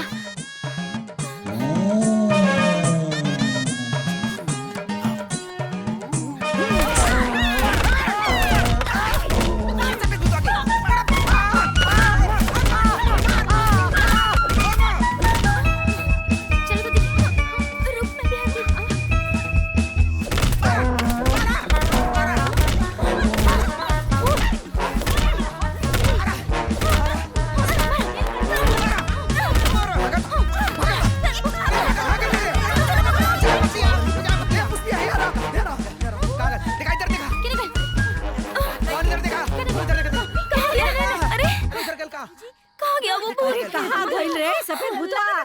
भाग गइल। हाँ जी, चली। अरे ना मराई क्यों? भाग न गई। चल मर ले ये बार तो कुटायल हो कायदे से। अरे बाप रे, मार मार के कुल पिछवाड़ा लाल कर देना ये दादा।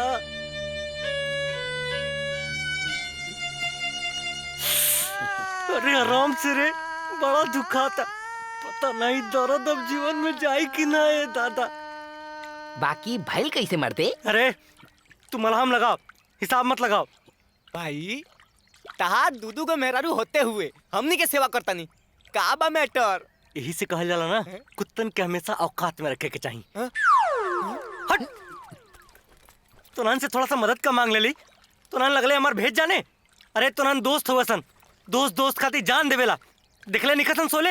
हट, मटका नहीं तनी। का भइल यार? ए बाबूजी, हम तो आँख बंद करके सरवा के तना मार मरली है, तना मार मरली। बाप बाप चिल्लात रहे। अरे बाबू, हम मार मार के लठिया फाड़ डाली। हाय देखा, जैसे लाठी लाठी फाटल बा, ओकर बुतवा के फाटल होई। ना चुप रहा लोग। हाय कितना मजा होता ना बताए में। हाय कदली, हाउ कदली, लगा था बड़का जंग जीत लेला लोग। हाँ तो तुम्हारे क्या मिर्ची लगा था? अरे हमके क्या मिर्ची लगी है?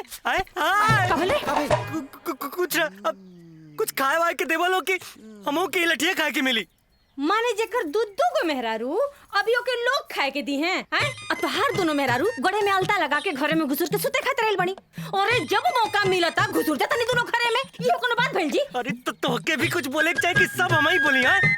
कहाँ कहाँ कहाँ वहाँ कहाँ? खाली तो हम मौका चाहिए घर में घुसे लेके। अरे माई कले से ऐसे जाते नहीं समझ ला।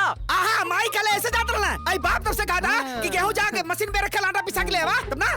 तो जाना। हम कहाँ जाए? हम कहाँ जाए? तू तेजो। अरे तो जाती ना। जो ना। हाँ। अरे तका कच्चा पचर कर ला मरवा। जब देखा तब कपारे पे चढ़ ला हमरे तू। खाना खा के जीते रे। क्या खाना खा के जीते? तू ही पकड़ ले होके बिना मतलब खाना खा के खाना खा के क्या? अच्छा मने रउआ के भूख लगी त इतनी जबरदस्त नहीं कर सकत। हमार बेटा भेजरी बिना खइले।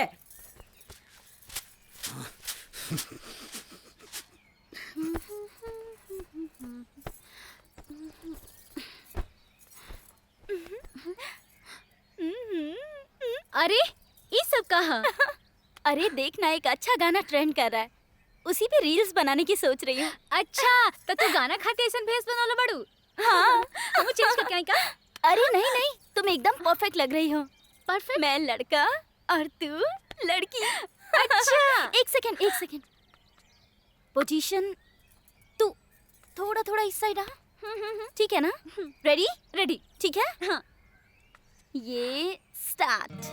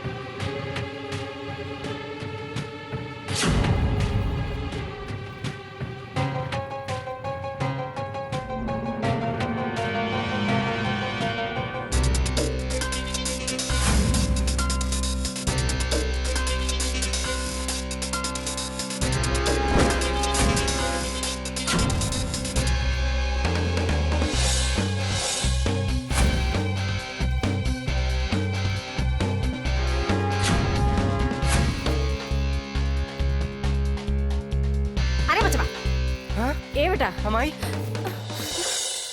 चल का देखता रे? कुछ ना अच्छा छोड़, सांच के बाजारे जाए तो सरसों का तेल लेके आए, भुलाए मत, ठीक ना? काली से रटता नहीं, जब देखा था भुला जाता ना। लेके आए।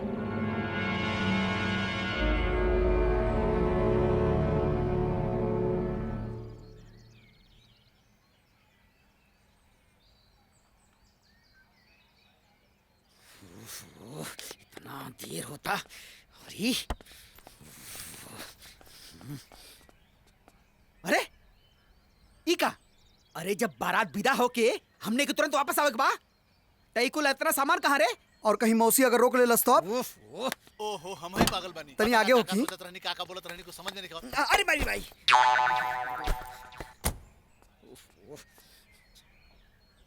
अरे दिक्कत का बड़ा बुलाओ अपने माई के। बुलाओ तनी। ए माई अरे चलो ना लोग हो लेट होता। अचार छते पर रख ले ओके उतार लिया। ए माई अरे आओ तनी बेटा जल्दी आवा। काल बारात लगे से पहले कन्हैया के संगे दोनों जाने आ जाइया ठीक ना। और हाँ सुना तनी सज धज के आइया लोगन नया नोचर कनिया के सब देखेला। जल्दी आओ ना करो। अरे चला होई बुढ़ऊ ना चल। अरे आईबू कहाँ रह गलू आए? देर होता। अरे कौन ट्रेन छूटा था रहुआ का लगनी नटाई फारे हो तो बिहान कौनो काम। अरे घुस रे का बोली जल्दी चला कुछ ना। अरे महारानी हमके माफी दे दा। शांति से हम चलता रहुआ शांत रही चले बैठा। सुनी वहाँ जाके ना बरबराई मत।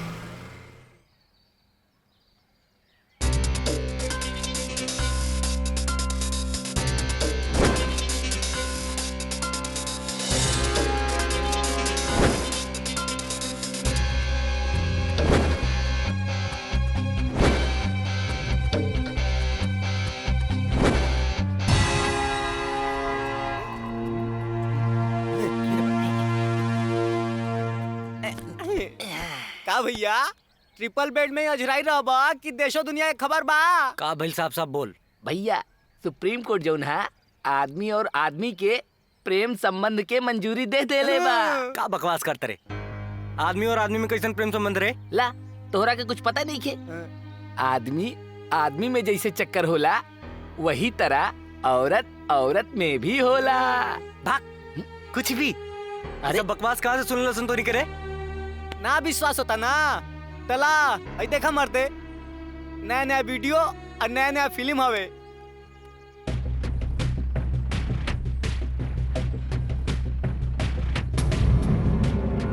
बचपन से लेके आज तक जब भी हम दोनों साथ होते हैं साथ ही सोते हैं। अरे जब मौका मिला था घुसूर जाता नहीं दोनों खरे में।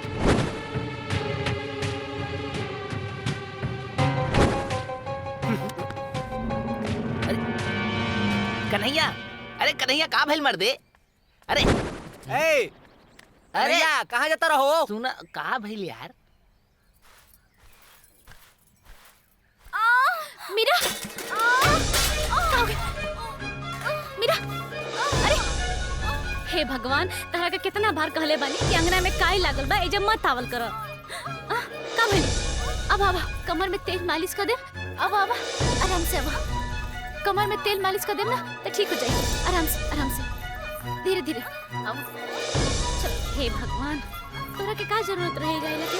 हाँ लागल चोट ना आओ धीरे से। चिंता मत करो मालिश कर दे सब ठीक हो जाएगा।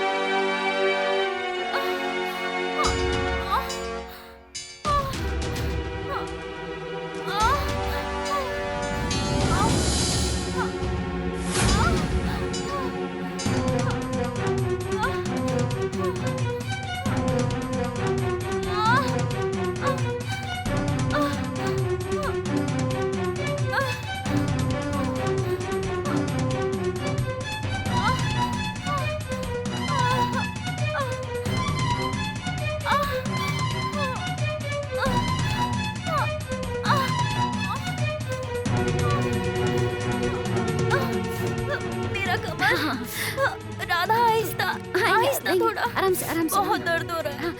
हाँ हम धीरे धीरे हर दर्द ना छू मंतर हो जाए। थोड़ा आहिस्ता दबाओ।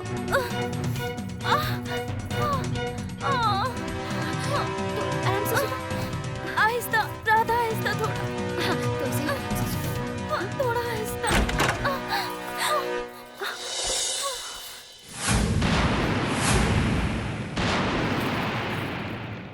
अरे बेशरम औरत, बेहया, तोहनी के इतना गिरलोक भी हम सपना में भी ना सोच सकत रहनी। अरे ये को औरत के संगे प्रेम संबंध, छी। अरे जब अपने में भूख के तृप्ति हो जाता तो हमार को जरूरत बा। आज हम समझ गए नहीं तोहनी के हमारा से दूर रह के कारण। अब ढेरों गिल नाटक, हाँ?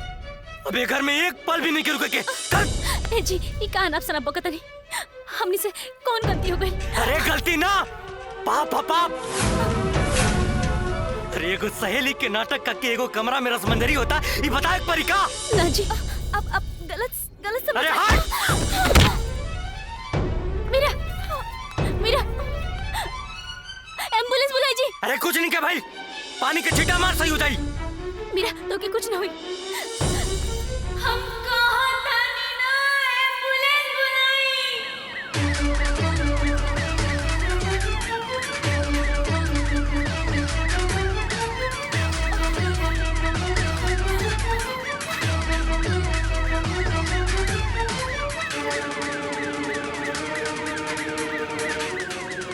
हेलो, हाँ राधा बेटी। बस हम लोग अपोलो हॉस्पिटल ही जा रहे हैं अंकल। देखो राधा बेटा, वहाँ डॉक्टर बिमल मिलेंगे, मैंने उनसे बात कर लिया है। और दूसरी बात की डॉक्टर चोपड़ा जो मीरा का इलाज कर रहे थे ना, मैंने उनसे भी बात करवा दिया है। और बेटा हाँ। जितनी जल्दी हो सकेगा मैं कल की फ्लाइट पकड़ कर खुद भी आ रहा हूँ। जी अंकल। सब का हो रहा बा, हमरा कुछ समझ में नहीं क्या हुआ। सब ठीक तो बा ना?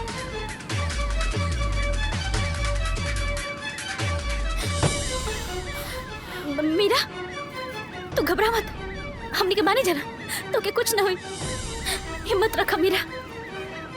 मीरा मेरी कोई बहन नहीं है, रिश्तों की गहराई मुझे थोड़ी कम समझ में आती है, इसलिए अगर जाने अनजाने मुझसे कोई गलती हो गई हो तो मुझे माफ कर देना प्लीज। राधा माफ कर दोगी ना?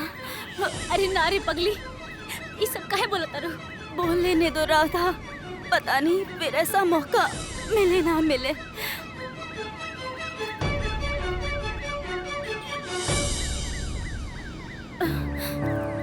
जी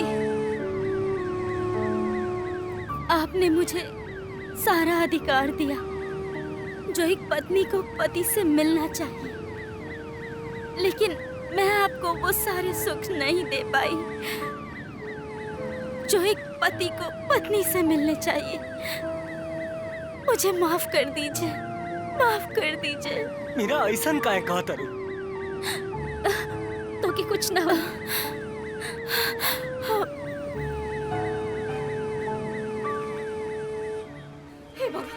अरे बाबूजी, होदे। ए बाबू, का भइल हमारे पतोहिया के? का भइल? ए बिटिया, का हो गल दुल्हन के? का भइल बोलना रे? अरे बोला ना रे, मन घबराता। बोल माँ जी।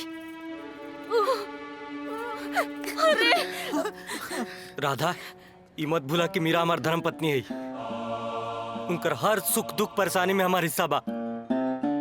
एकरा से पहले कि हम अपना फर्ज से चूक जाएं, प्लीज कुछ मत छुपावा, साफ साफ बतावा कि मीरा के कौन बीमारी बा। बोल ना रे बेटा, मन घबराता। मीरा के ब्लड कैंसर बा।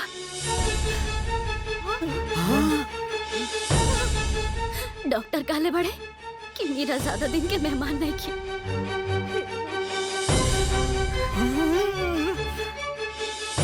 अरे बेवकूफ औरत, ते हमरा से इतना बड़ बात छुपा ले ले? हाँ जी, और भी बहुत कुछ छिपौले बने, लेकिन अब ना छिपाई।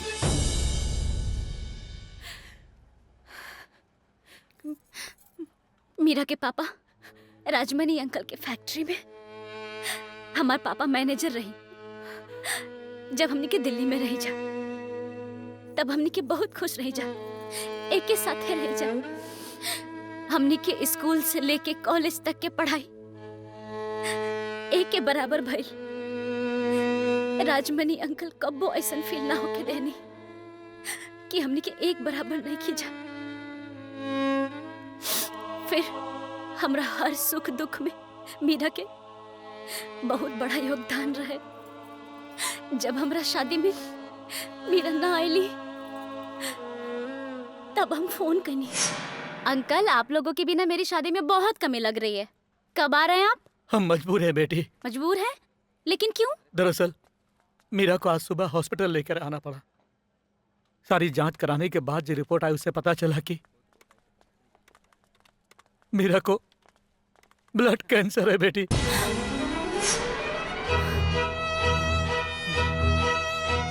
मीरा के जीवन के हर गुलाबी खुशी के रंग करिया हो गई। एक दिन अचानक खुशी से सराबोर मीरा हमके फोन कैली।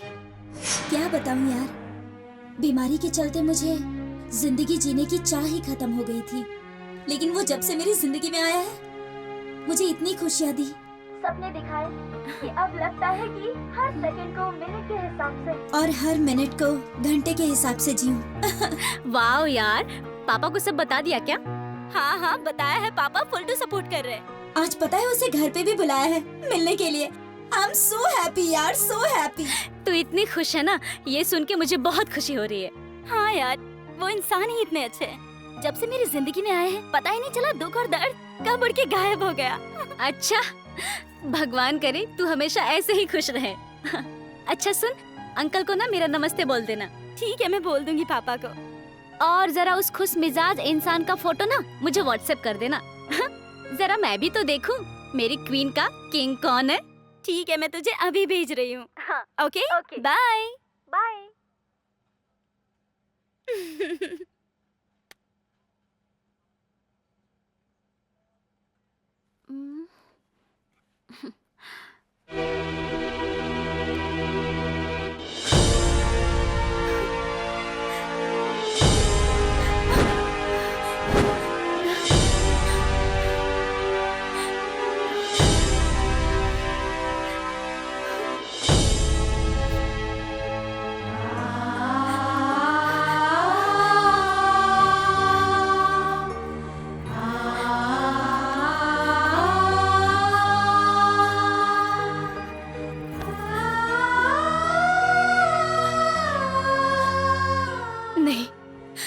अपना जीवन बर्बाद नहीं होने दूंगी। जो बर्बाद है उसके लिए मैं खुद को क्यों बर्बाद करूं?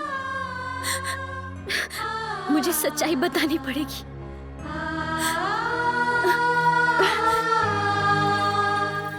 आज यहाँ के सब सच्चाई हम बता दे। राजमणि अंकल के फोन। राधा। जी अंकल जी। क्या बताऊं राधा बेटा, मीरा ने गुस्से में आके अपने हाथ की नस काट ली है।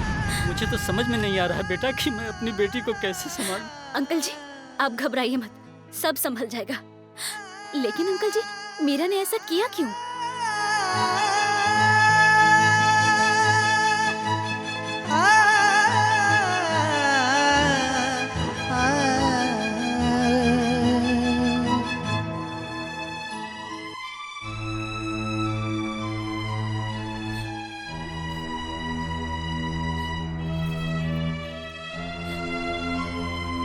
कौन मझधार में डाल देनी भगवान।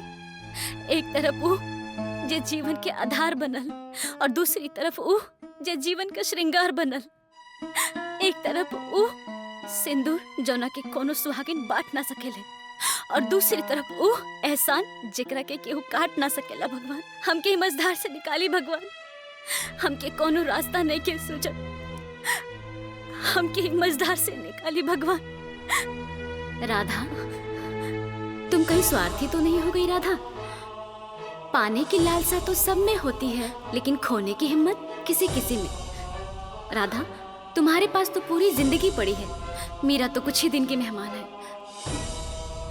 दे दो अपनी खुशियों में हिस्सा, बांट दो अपना सिंदूर। एक अभागन को सुहागन बना दो राधा। राधा बांटने वाली की झोली ना भगवान हमेशा भरते हैं, हमेशा खुश रखते हैं। ओकरा बाद हम अपना दिल के बहुत मजबूत कहनी और वहाँ के फोन कहनी और वहाँ के उकसौनी ताकि वहाँ के दूसर शादी कर सकी। ओकरा बाद मीरा से यहाँ की शादी कर लेनी और जब अचानक मीरा के लेके गाँव आईनी तब हमरा पास अपन धर्म बचावे के सिवा कुछ ना सुझल। और तब हम मीरा के लेके अंदर अपना कमरा में गई। सब हकीकत जानते हुए भी तुमने कन्हैया के साथ मेरी शादी क्यों होने दी? बताया क्यों नहीं मुझे? मीरा, तोरा आँख में जौन प्यार देखनी, जौन खुशी देखनी, ओकरा के हम धुधला ना होके देवे चाहत रही। और तू हमके फोन पे बतौले रहू ना कि यहाँ के मिलना के बाद तोरा अंदर जिए के चाहत जाग गई। मीरा, तू हर सेकंड के मिनट में जियल चाहत रहू, हर मिनट के घंटा में जियल चाहत रहू। और वैसे भी हमरा ऊपर तोहार बहुत एहसान बा, उहे चुका रहल बनी। ओह, तो तुम एहसान चुका रही हो? ना दोस्त, हम तो हर एहसान कबो चुका ही ना सकेनी। अच्छा ये सब छोड़ा, तू ये बतावा कि वहाँ के साथे एजा काहे चलैलू? राधा, वो मैं सुहागरात टालना चाहती थी तो समझ में नहीं आया, इसलिए यहाँ आ गई। अब मेरे पास इतना समय तो है नहीं कि मैं 9 महीने तक अपने कोख में एक बच्चे को पाल सकूं, जन्म दे सकूं। डॉक्टर के हिसाब से तो मेरे पास अब सिर्फ 3 से 4 महीने ही बचे हैं। इसलिए मैं गांव आ गई ताकि कोई ना कोई बहाना बना के कन्हैया से दूर रह सकूं। अरे पागल, ऐसन काहे कैलू? बहाना बनावे के बहुत तरीका रहे, बहुत प्रिकॉशन रहे। हाँ, पर मैं वो सब कुछ नहीं करना चाहती थी, इसलिए मैं गांव आ गई। और यहाँ के पता चला कि मेरी सबसे करीबी सहेली, जिसकी मैं सौतन बन गई। ना, अच्छा वो सब छोड़ा, अब से कोनो भी जुगाड़ करके यहाँ से दूर रह के बा। हाँ। और हाँ, केहू के भी पता ना चले के चाहिए तोहरा बीमारी के बारे में, ठीक बा?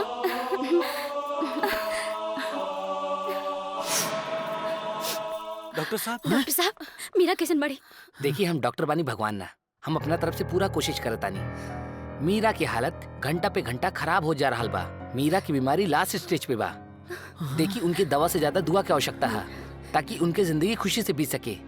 और मीरा के पास अब 1 महीना बचल बा।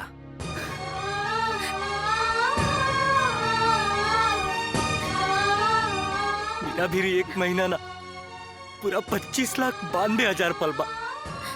और हमने के मिल के मीरा के हर एक पल में इतना खुशी, इतना प्यार देवे के बा जितना कि लोग सदियों जी के भी ना पावेला। मीरा, मीरा, मीरा, मीरा, अरे उठो, अरे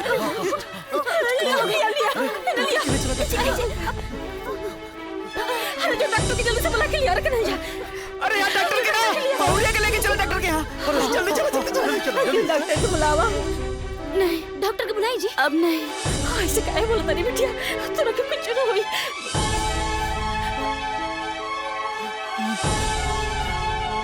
अब आप लोग मुझे छोड़कर कहीं मत जाइए।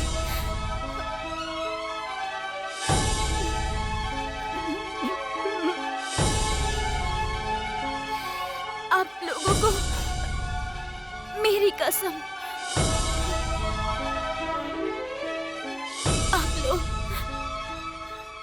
यहीं पर रहिए, मुझे छोड़कर हम लेके कहीं ना जाने, तोरा के छोड़ के। हाय जा बिटिया। क्योंकि आप लोगों ने मुझे बहुत प्यार दिया है, लेकिन अब मेरा अंत समय आ चुका है। ना मीरा, ना मीरा बेटा, ना, ऐसा मत बोल बेटा, ऐसा मत बोल। हाँ मीरा, तू हमने के छोड़ के नहीं को जा सकत मीरा। पापा, आप ही तो कहते थे ना, खुशियाँ एक दिन सबको मिल जाती है। हाँ बेटा।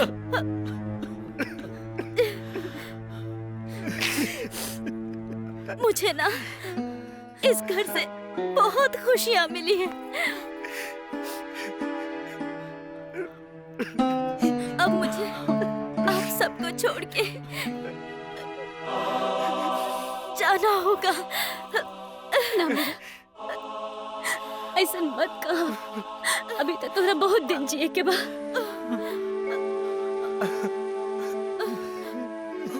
मीरा, अभी तरह बहुत दिन तक हमने के संगे रहे के बाद आपसे कुछ बोलना चाहती हूँ। कहा? बहुत किस्मत से मैंने आपको अपने पति के रूप में पाया।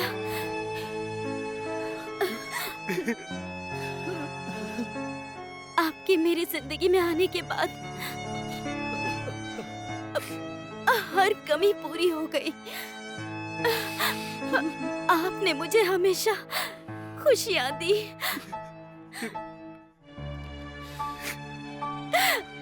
मेरा ख्याल रखा, लेकिन मैंने आपके लिए कुछ भी नहीं किया। अरे ऐसा काहे कहा तरू? आपके साथ अग्नि के 7 फेरे लिए।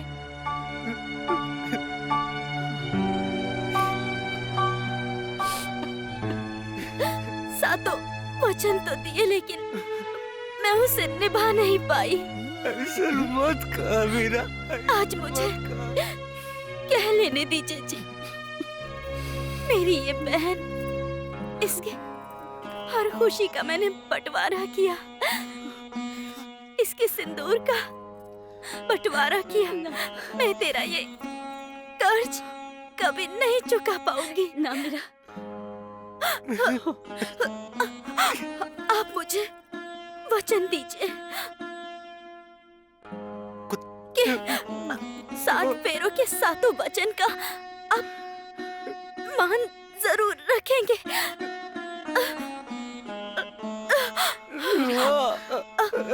और आज से कभी ट्रिपल बेड के चक्कर में नहीं पड़ेंगे।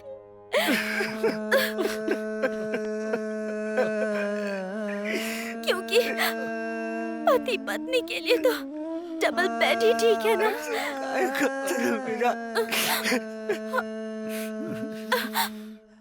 देखिए ना पापा, आज भी मेरी बात नहीं सुन रहे हैं। बहुरिया, अभी हमारे हाथों से कुटाई। हाँ पापा, कुटिए, अच्छे से कुटिए।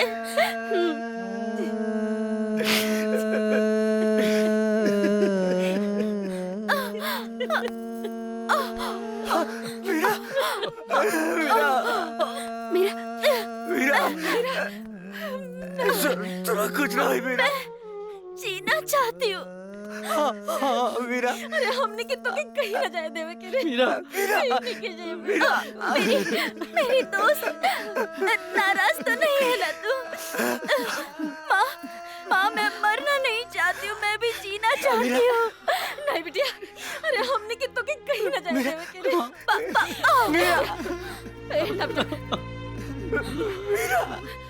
मीरा, मीरा,